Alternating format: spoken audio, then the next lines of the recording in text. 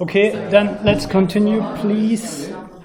So the next thing I want to look into in some detail is actually the precise form of these generalized and cosine functions, because it's not necessarily completely clear what this should mean. So the thing was that the generalized cosine function I defined like this, and obviously there are a number of symbols in this expression, and then kind of math is to ask oneself, what do these things mean? Physics is just to write them and say, oh, awesome, that's nature. But we have more kind of a math approach. To look into that, one thing that I do first is assume that this phi equals 0, so that we simplify things a little bit, so that we actually look at only the expression a cos 2 pi omega x for the moment. And then what we already discussed is kind of this notion of the amplitude factor. So, you know, when the cosine gets an input argument, what it outputs is always within -1 and 1. We've seen that because the cosine varies between -1 and 1. Now, if you multiply these values of the cosine, for example, the -1 by a positive a, then of course you get -a, and if you multiply the 0 of the cosine with a, then you get 0, so nothing changes there. And if you multiply the 1 with a, then you get a. So what this essentially does is that it scales the cosine, right? So if you now make this a little bit smaller here, if you have the typical cosine here, -1, and you multiply the whole thing by a, you will have, when it's 1, you will have a. If it's 0, you have 0. If it's -1, you will have -a. So you can scale up the amplitude, and you can, of course, then also scale down the amplitude. Yeah, so that's kind of what the A does, and the same for the B in the sine. So you can make the cosine bigger or smaller if you want. Yeah. This is also then already important why in Fourier analysis, because we talk about frequency amplitudes, we need these generalized cosine and sine functions, and not just cosine and sine, because they always have the same amplitude. That's kind of straightforward. What confuses me essentially until this day is the this frequency. So let's finish this and call this the amplitude term, or amplitude coefficient.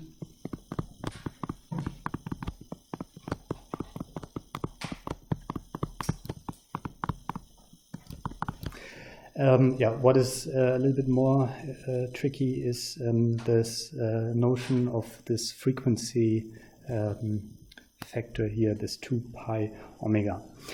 And what I found helpful there is to actually talk about the radial frequency versus the circular frequency of these generalized sine and cosine functions, or cosine sine functions. So to tell you what I mean by this, I approach the whole thing as follows. So radial frequency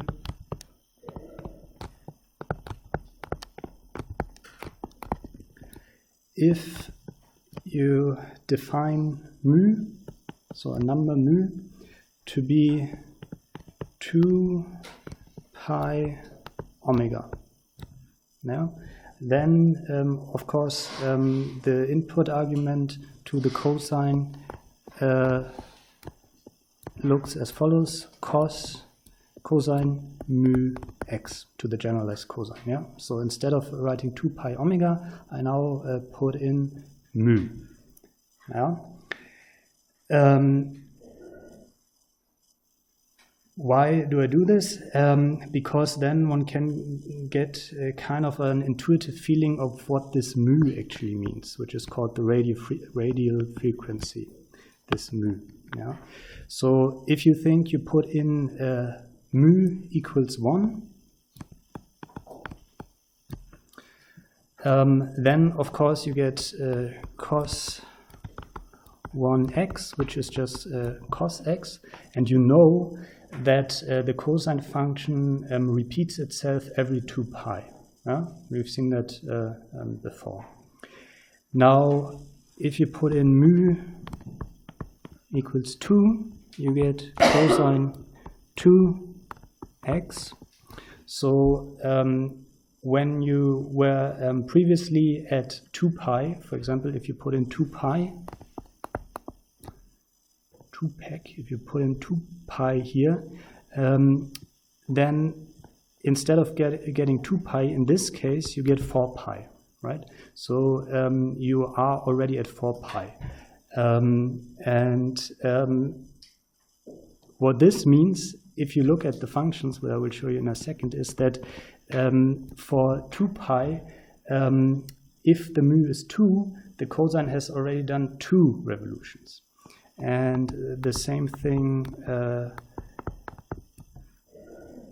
for 3 and so on. So what this means, and I will show you a picture and then it gets much clearer in a second, is that if one uses this radial frequency parameterization of the generalized sine and cosine function, then this number mu encodes how many revolutions per 2 pi.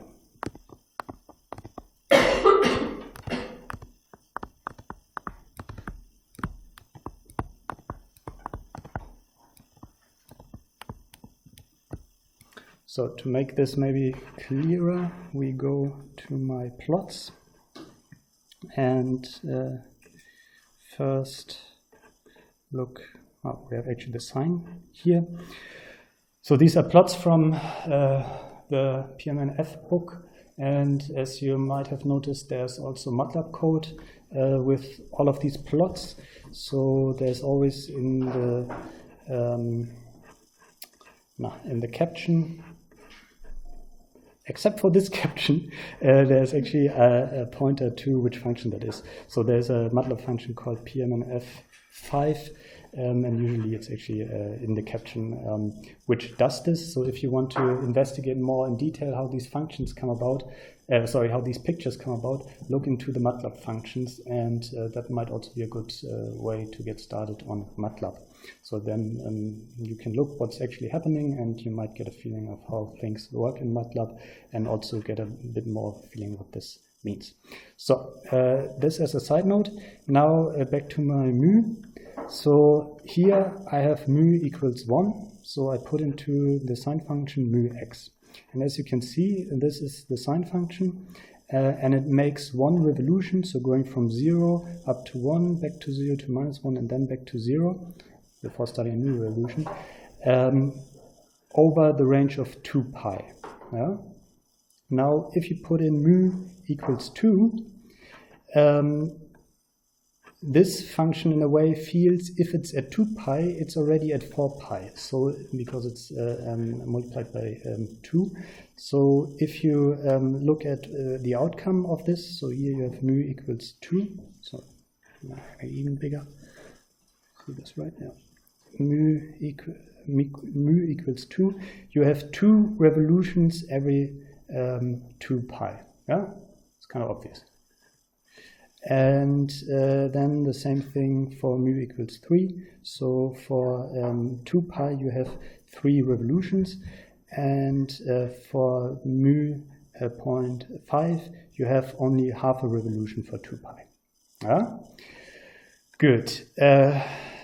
That's what is called radial frequency, and it's encoded in this mu. So mu equals 1 revolution every 2 pi, mu equals 5 revolutions every 2 pi. Now the thing is,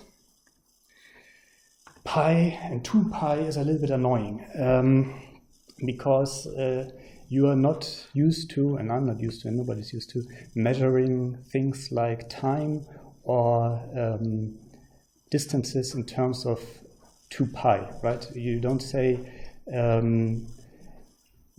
the length of this table is 3.5 pi meter or something. So you say it's 3.5 meter.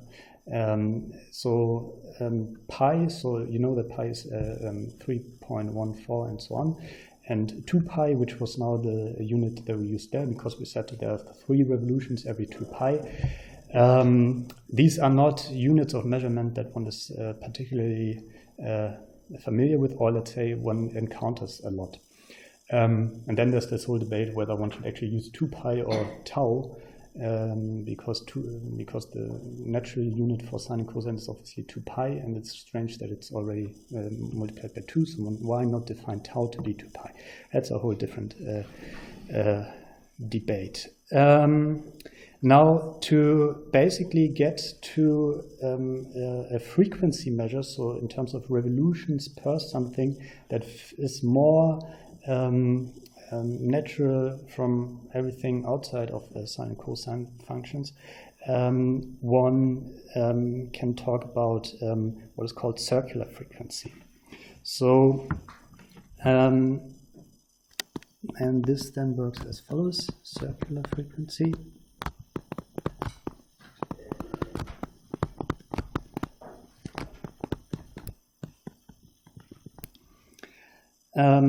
Here we actually don't have to define anything new, because this was already built in what we have seen here. So we're talking about now about this omega.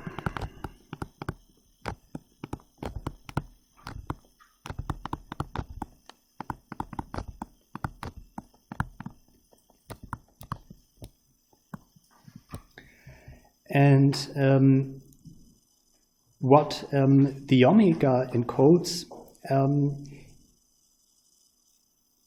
is the number of revolution in terms of the natural unit of measurement. Yeah? Circular frequency, revolutions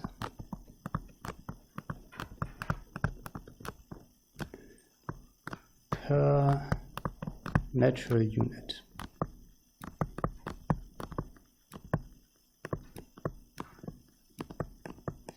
So this natural unit, what I mean by this is the natural unit, of course, in terms of time or distances is 1. So you say we have 2 meters, that's 2 times 1 meter, or we have 30 seconds, that's 30 times 1 second. And by basically passing this, by passing 2 pi times this natural measure in, you basically set the cosine and sine functions to have the number of encoded revolutions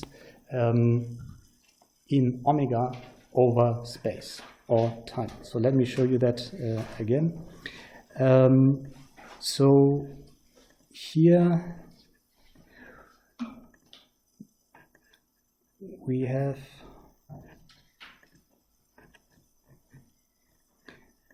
and these plots are not completely optimal. Here we have omega set to 1. Yeah. So what you should read from this, so if omega is the circular frequency which is multiplied by 2 pi in x, this means that over 1 natural unit, so over 1, you have 1 revolution of the sine function. Yeah? And I realized this morning that this plot is not perfect in this regard, as the 1 is not marked here. But you see that here you have 0, 2. You have actually 2 revolutions over 2 natural units, and you have 1 revolution over a single unit. Yeah? So we are getting away from measuring revolution in terms of 2 pi, but measuring revolutions in terms of natural units. And of course, how that works is if you put in 1, yeah, so if you put in 1 for x and you put in 1 for omega, then the function sees as its input 2 pi. So that means it has finished one revolution. Yeah. So think x is 1, omega is 1. The sine sees 2 pi, so it knows it has to have finished 2 revolutions if you want to interpret the sine function as a sentient being that knows anything. If you increase the circular frequency, then again, if you think you are at 1, so you put in 1 for x, you put in 2 for omega, then of course what the sine function sees as input argument is 4 pi. So it knows it has to have done 2 revolutions at this, which is there, where I'm pointing now. Yeah? Let's go to this case. Here, if you put in 2 for x, multiplied with the circular frequency 0.5, then the sine function sees 2 pi, so it knows it has to have finished 1 revolution at 2. Yeah? It's awesome how detailed one can think about these things. But it's, yeah. What this should help you is to appreciate that always when we look at the real Fourier series, you have this relatively long expression here that you put in 2 pi omega and x. And these omegas will vary, and why this 2 pi is there is essentially to make these omega relate to the natural units of measurement, so be it seconds or be it meters. Yeah? Meaning again, omega, let's say 2 means 2 revolutions of the sine function, 1, 2 per natural unit. Yeah? And this is how, because I talked about in the beginning about frequencies, the frequencies are of course these omegas, circular frequency, right? This is how frequencies are encoded in at least the real Fourier series form. So you can say I use a generalized sine function of circular frequency 5, and then everybody in the room knows, okay, 5 revolutions of the sine functions for 1 second or for 1 meter. Yeah? And then specifically, if you talk about time, these how many revolutions per second gets a specific name. Does anyone know that?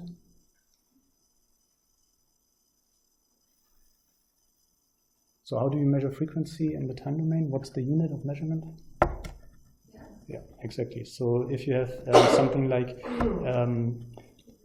50 hertz or 50 hertz, 20 or 10 hertz alpha rhythm, that means 10 revolutions of the sine function per second. Yeah? 10 hertz, 10 revolutions per second, and revolutions always meaning going from 0 to 1 to -1 back to 0 for sine, and for cosine from 1 -1 back to 1.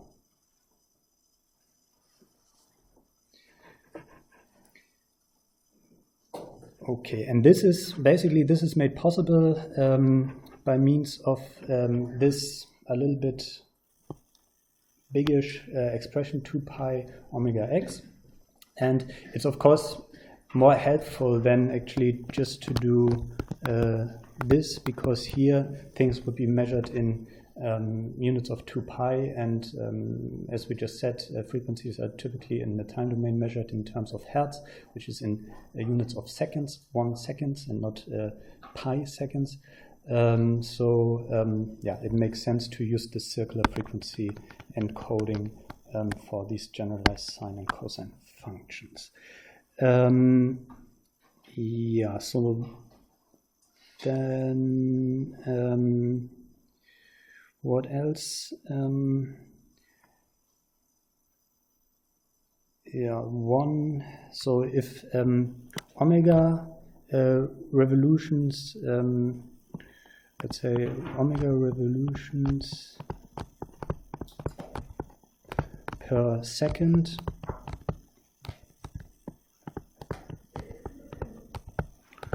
also known as Hertz. Then if you divide the number of revolutions per seconds, or if you divide if you say you have 1 revolution per second, then the period of this signal is 1, because there's the length over which one revolution is carried out is 1. If you have 1 over 2,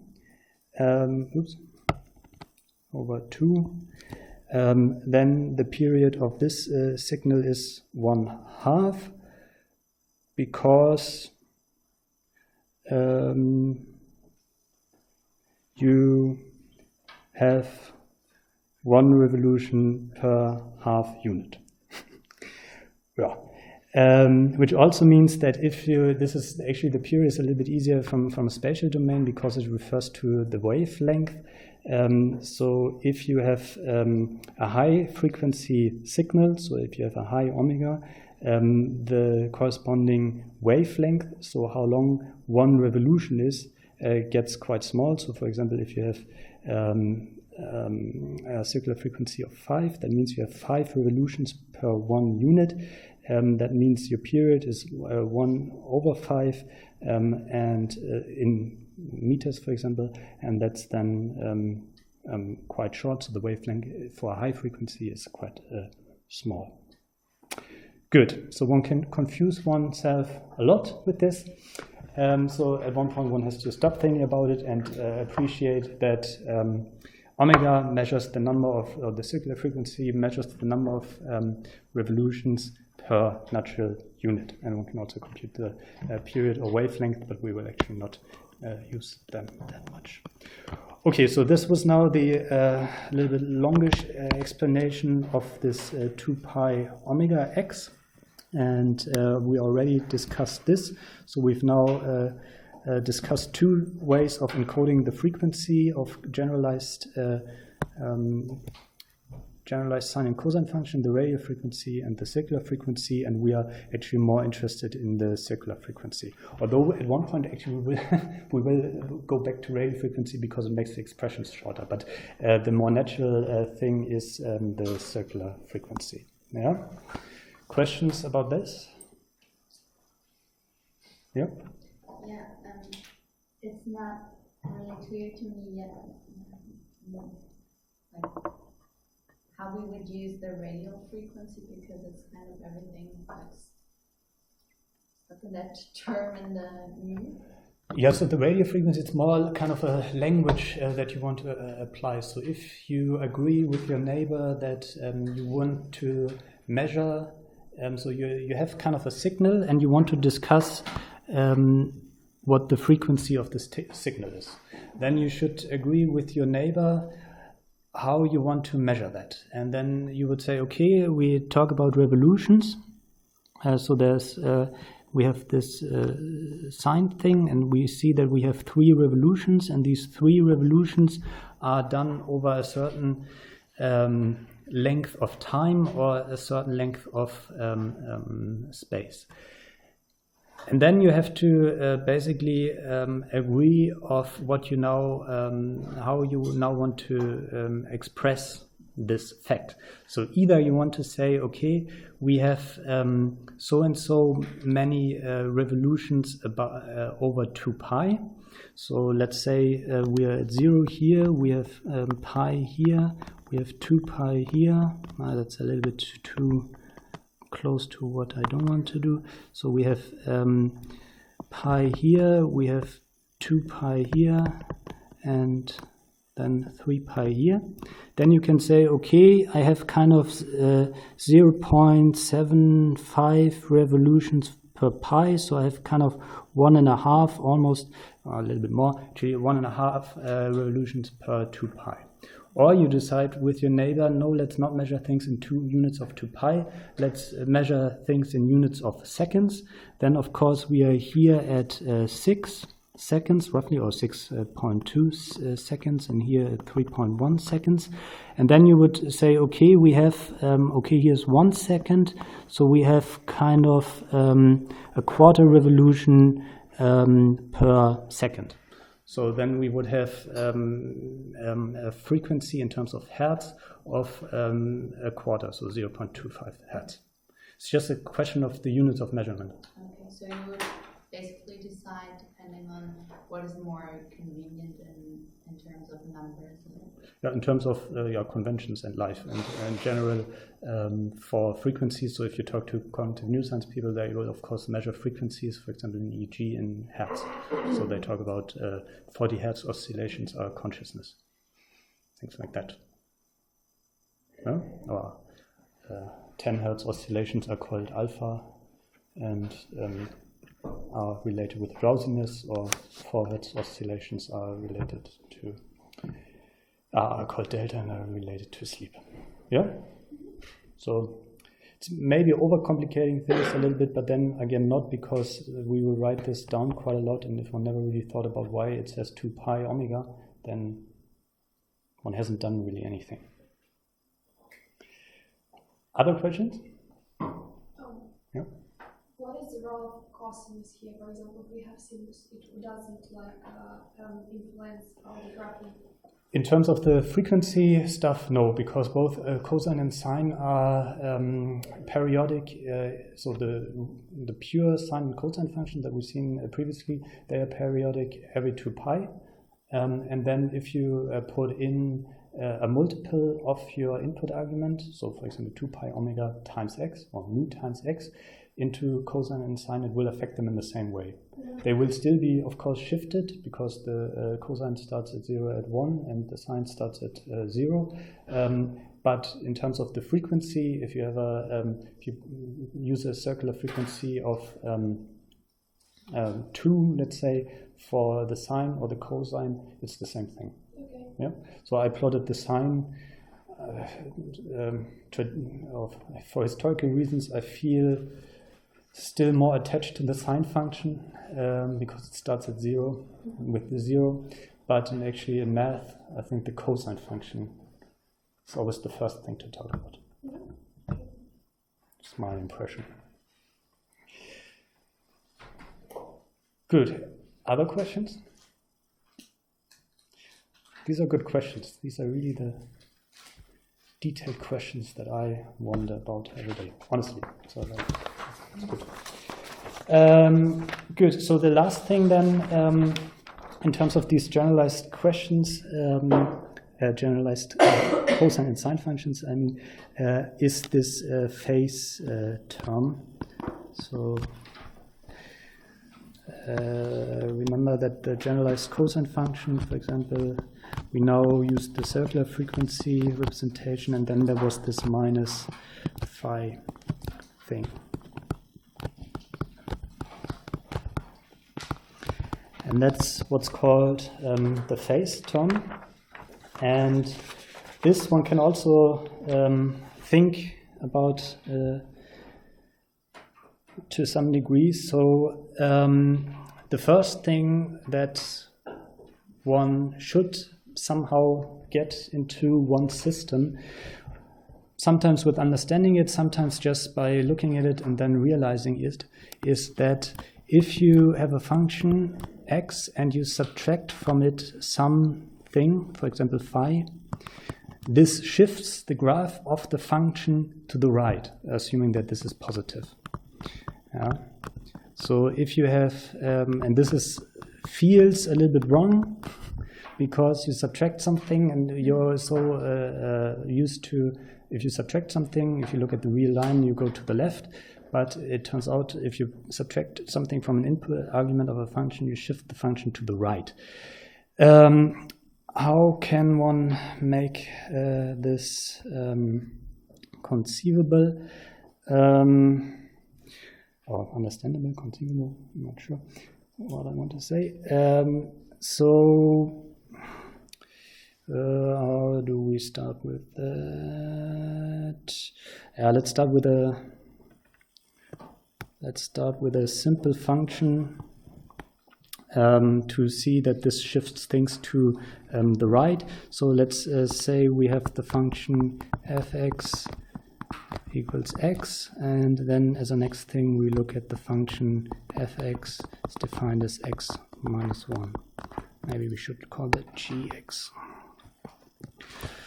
So if you plot the function fx x, let's do that.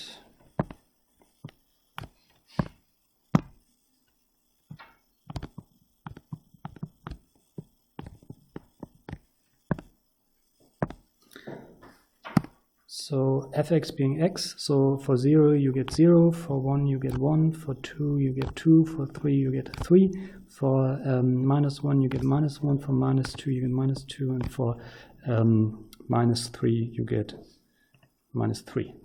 Yeah? Looks like your agent. Yeah, but here we connect that. Now think about evaluating the function g. So if you put in 0, you get minus 1. If you put in 1, you get 0. If you put in 2, you get 1. If you put in 3, you get 2. If you put in 4, you get 3. If you put in minus 1, you get minus 2. If you put in minus 2, you get minus 3.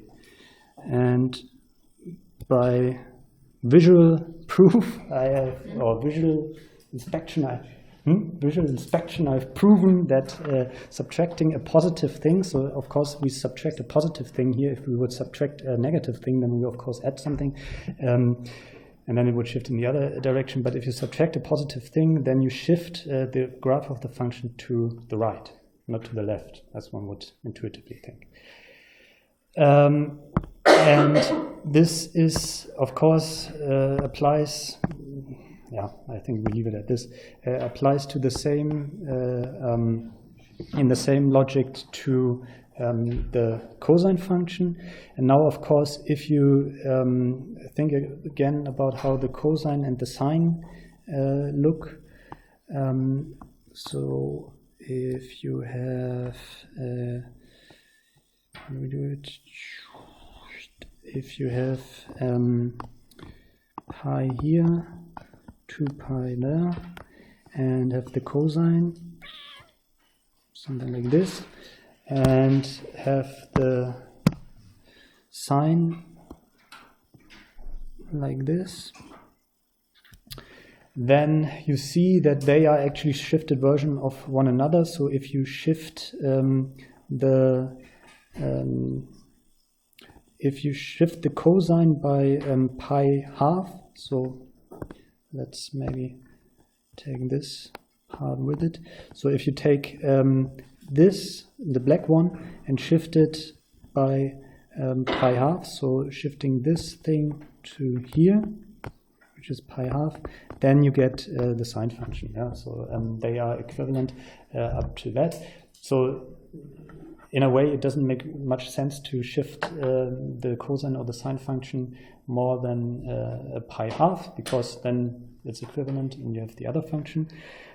So for visualization, here I shifted, let's see what I actually shifted.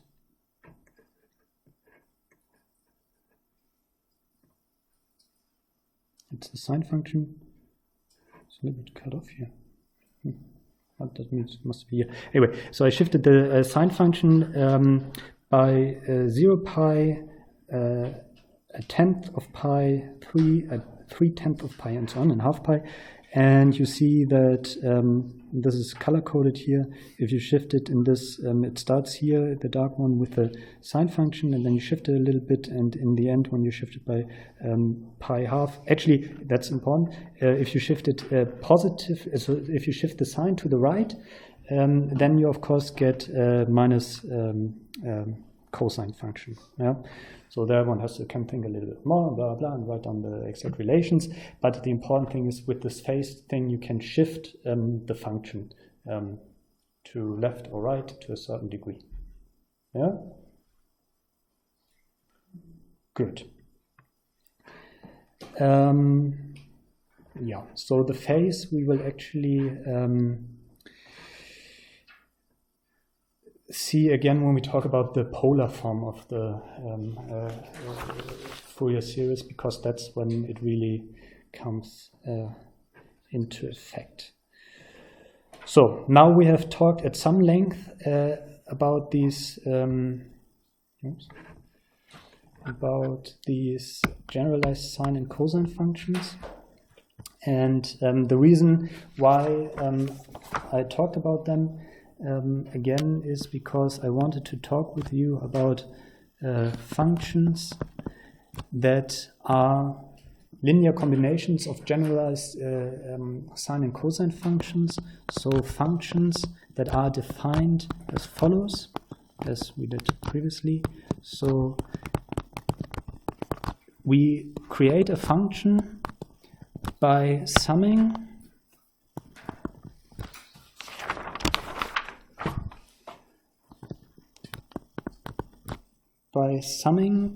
generalized cosine and sine functions of zero phase, so we leave the phi out, and we decide on case-specific amplitude coefficients and on case-specific circular frequency coefficients,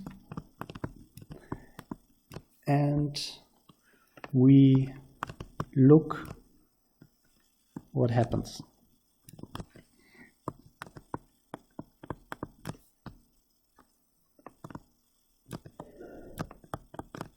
So we're interested in these kind of functions. So that's what we're interested in. So what this should mean is that if these coefficients, so if the ak and the bk and the omega k are not defined, then of course nothing happens. But if we define them to be something, then something happens. And what happens then, this is I think what I want to show you, and end today's session with that. So what you should see here is the need to define a case, b case, and omega case. And now let's do that. We need and we need to define n, of course.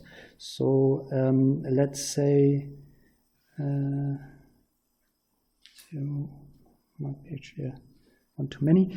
0, 1, 2. 0, 1, 2. Yeah, so let's say n equals 3.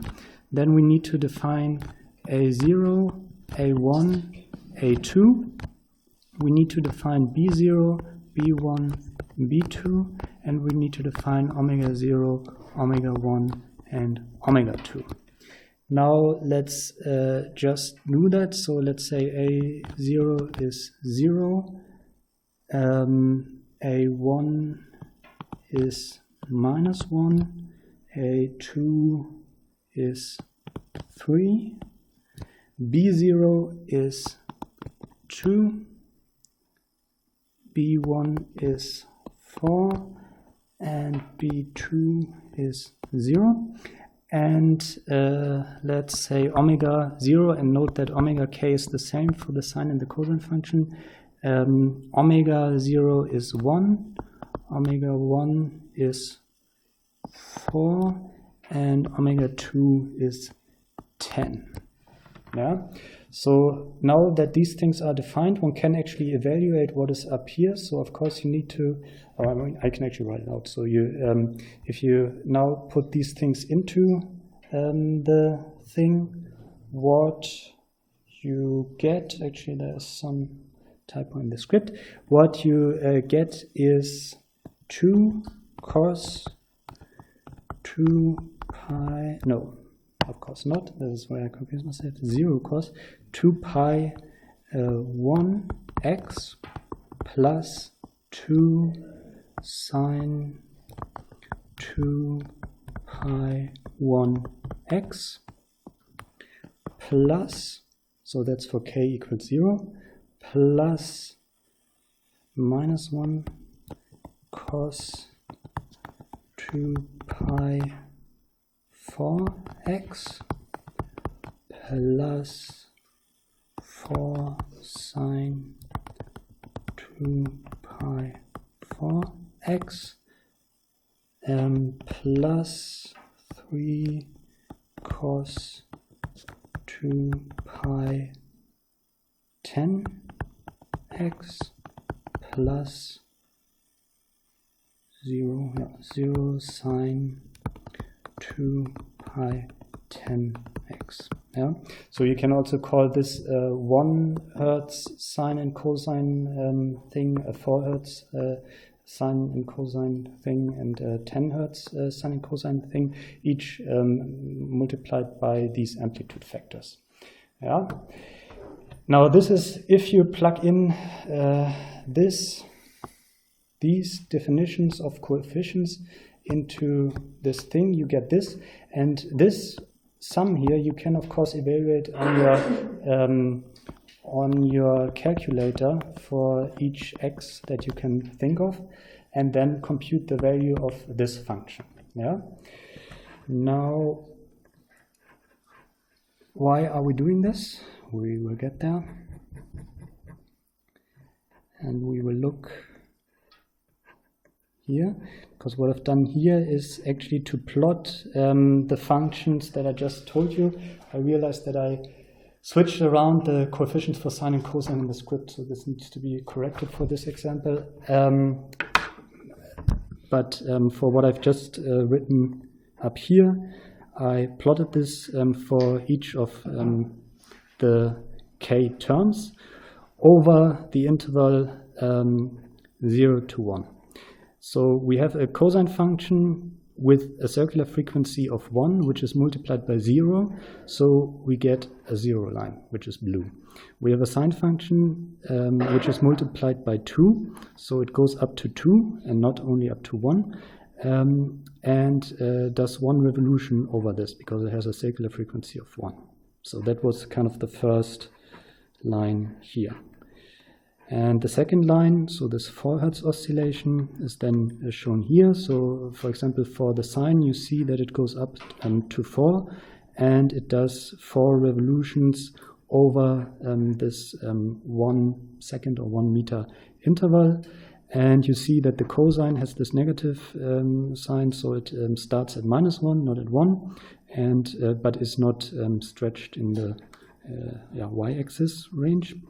And then for the, don't look there yet,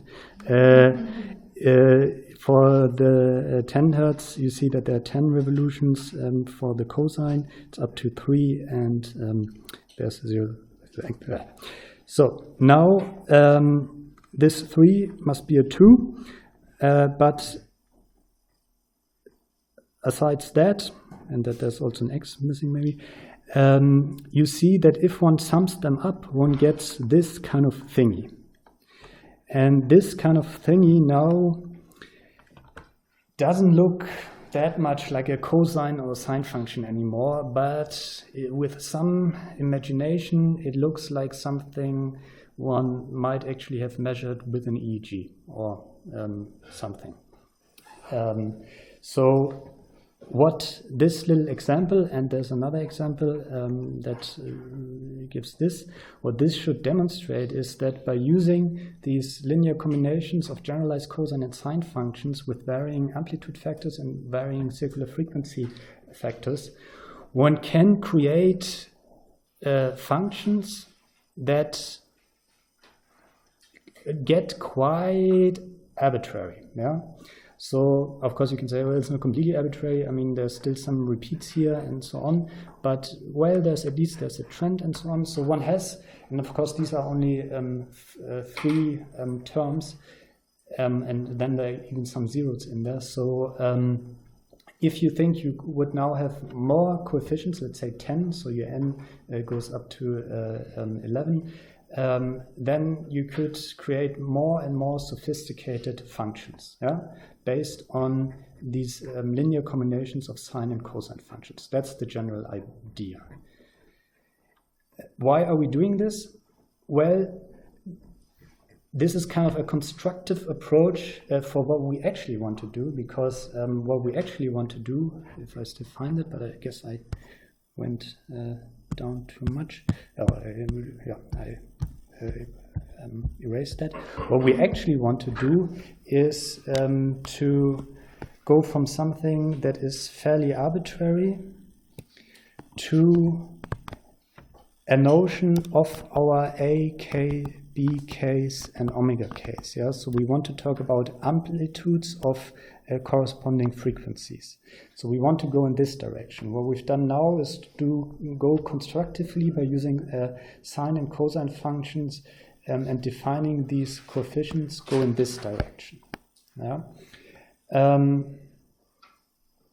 But the kind of building blocks, if we go into this direction, so go from the time to the frequency domain, the building blocks that we encounter in the frequency domain are exactly these, and are then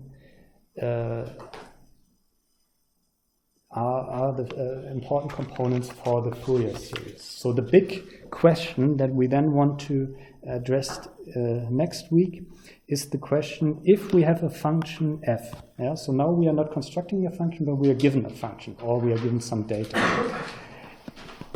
If we are giving that and its value, can one actually express this as the following, which is called the Fourier series? So now we're going up to infinity, so we're allowing a lot of freedom. Can we actually express such a function by means of these components that we've seen today? So 2 pi omega x. So if we are given this, can we actually do this? And we will not actually go too much into the mathematical theory of whether it works for all sorts of functions, but we assume that it actually works for the functions that we are interested in. But then, of course, the main question is, how should we set the AK, how should we set the omega k, and how should we set the bk? Yeah? So this is the big question and the big problem. If you want to see it from a modeling perspective, we want to model this kind of given data, this function with this model, and this model has 3 parameters, namely the AK, the omega k, and the bk, and we want to find the parameters. Right? So that's the thing we want to do next week, at least for the real Fourier form. Questions right now? No. Good, then let's stop here and start at 10 with neurocognitive methods.